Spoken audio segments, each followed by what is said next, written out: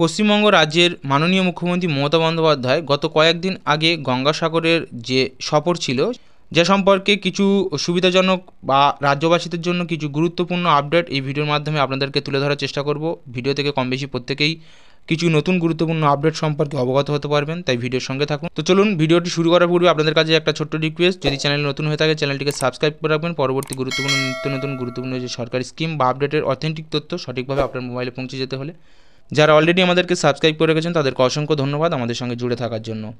তো চলুন, গঙ্গাসাগর সফর থেকে মুখ্যমন্ত্রীর যে একাধিক প্রকল্পের ঘোষণা সম্পর্কে যে আপডেট এসছে তা ভিডিওর মাধ্যম থেকে জেনে নেওয়া যাক।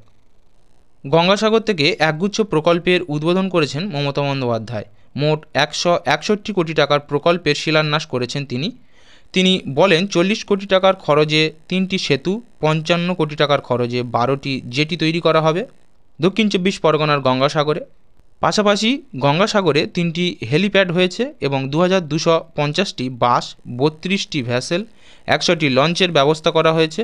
আপনারা প্রত্যেকেই জানেন সামনে রয়েছে মকর সংক্রান্তি। এই মকর সংক্রান্তির জন্যই কিন্তু রাজ্য সরকারের এই বড় পদক্ষেপ। পাশাপাশি একটি এয়ার অ্যাম্বুলেন্স ও 4টি ওয়াটার অ্যাম্বুলেন্স থাকছে। এছাড়া 17টি অঙ্গনারী কেন্দ্র এবং রাস্তার উদ্বোধন করেছেন তিনি। তো এরকম কিন্তু দক্ষিণ 24 পরগনার বিশেষ করে গঙ্গাসাগরের যে সমস্ত শরণার্থী বা যারা আসছেন তাদের জন্য একাধিক ব্যবস্থা গ্রহণ করা হয়েছে পশ্চিমবঙ্গ রাজ্য সরকারের তরফ থেকে। তো এই আপডেটটি বিশেষ করে যে সমস্ত পুণ্যার্থী বা শরণার্থী যারা যাচ্ছেন তাদের জন্য আপডেটটি খুবই গুরুত্বপূর্ণ। তো ভিডিওটি যদি ভালো লেগে থাকে লাইক করে দিন আর বেশি বেশি করে শেয়ার করে দিন।